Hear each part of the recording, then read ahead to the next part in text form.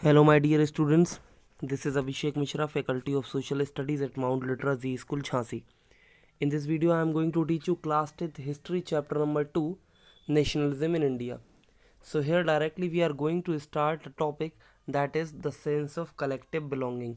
This is the last topic of your chapter number 2. In my last videos, I had taught you about the civil disobedience movement and the limits of it. How the Muslim leaders or those who were the Dalit leaders, they were against the Congress or the civil disobedience movement later on. So here directly we are focusing on the unity, how unity was structured in our country, what were the various efforts that were made by different political leaders who wanted to strengthen the unity of our country. Let's begin.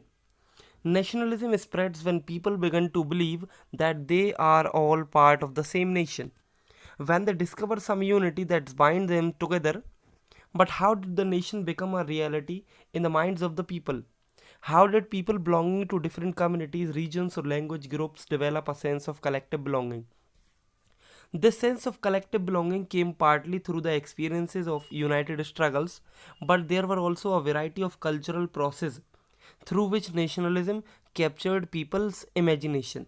So, here, when people start believing that they are the part of a same nation, suppose the people, those who are living in a family, and when they consider themselves as a member of a single home or a family, so there is a unity, or you may say as collective belonging among them. So when people start believing that they are the part of same nation, collective belonging or the feeling of unity came in them.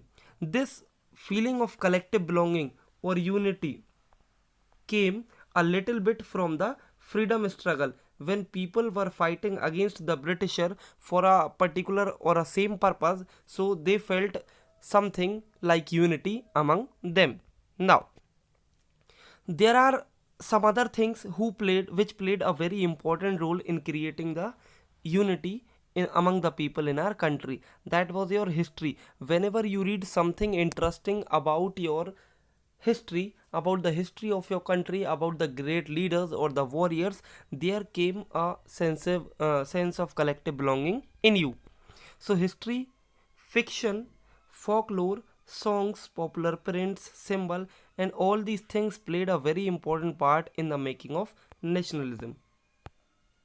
The identity of a nation, as you know, see chapter number 1, is often most symbolized in a figure or a image that we called as allegory. Allegories were made in different countries to create an image of national identity or unity among the citizens of that country.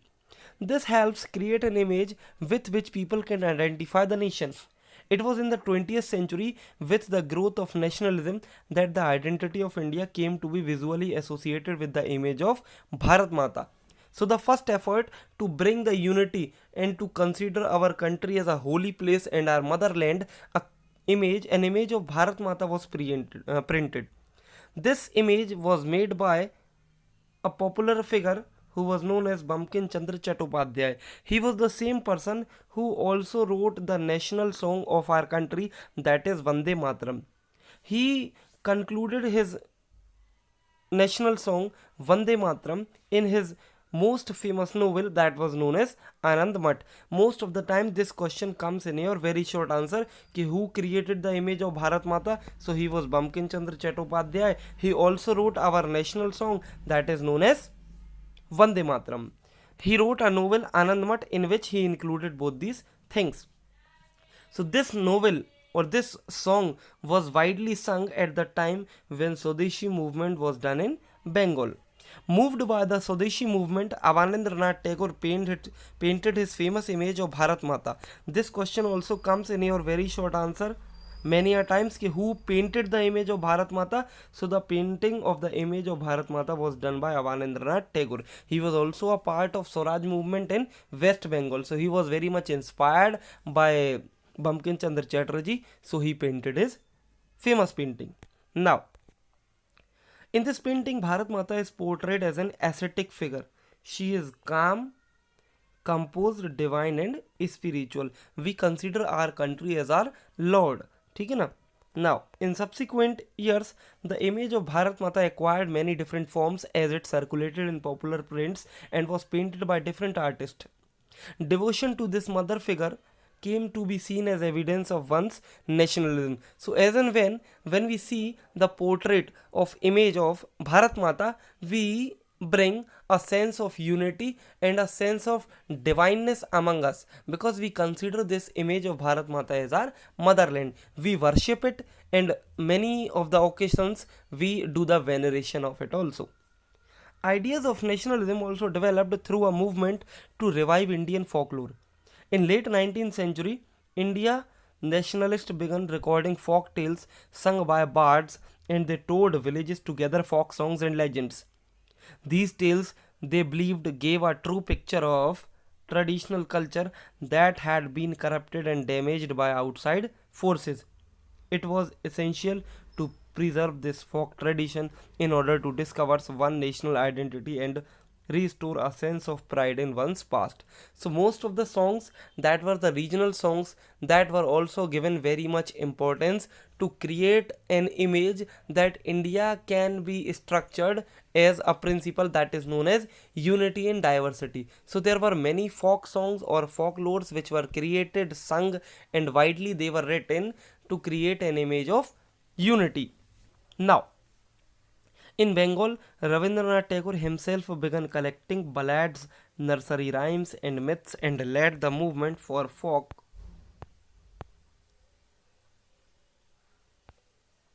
revival.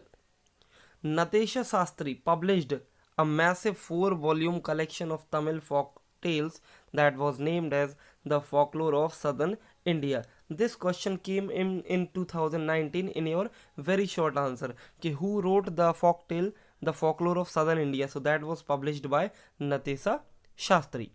He believed that folklore was national literature and it was the most trustworthy manifestation of people's real thought and characteristics. As the national movement developed, nationalist leaders became more and more aware of such icons and symbols that were unifying people and inspiring in them a feeling of nationalism.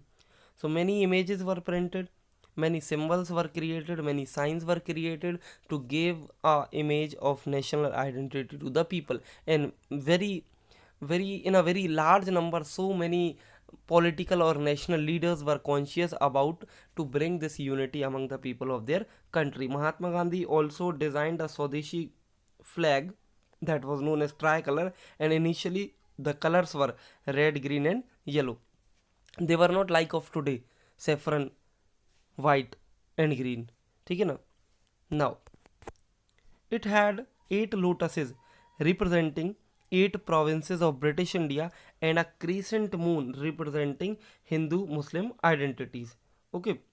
Now, this flag was carried at the time when marches were done in our country, and it was a symbol of defiance. Another means of creating a feeling of nationalism was through reinterpretation of the history. When our history was written, when it was taught to the new students of our country, we also created a feeling of national identity among us. Now, by the end of the 19th century, many Indians began feeling that to instill a sense of pride in the nation, Indian history had to be thought about differently. The British saw Indians as a backward and primitive, incapable of governing themselves. So, in response, Indians began looking into the past to discover India's great achievements so that we can somehow gain confidence. To gain confidence from our past, as we were considered as the suppressed kind of people, we were not considered as much as great like the Britishers consider themselves. So to glorify our nation, we started the study of history. They wrote about the glorious developments in ancient times when art and architecture, science and mathematics, religion and culture, law and philosophy, craft and trade had flourished. So we started writing each and everything that flourished the image of our country, and we were on the peak time of such things in our ancient times. This glorious time in their view was followed by a history of decline when India was colonized.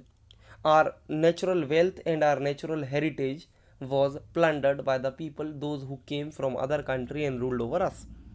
These nationalist histories urge the leader to take pride in India's great achievement in the past and struggle to change the miserable condition of life under British rule. These efforts to unify people were not without problems.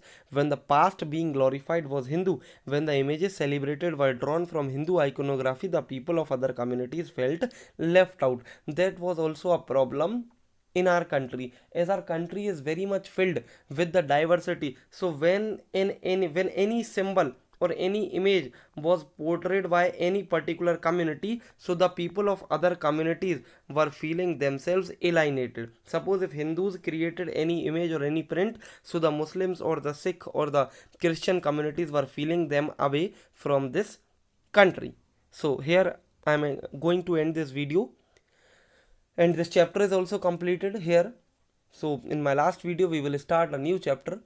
Till then, take care, stay home, stay blessed.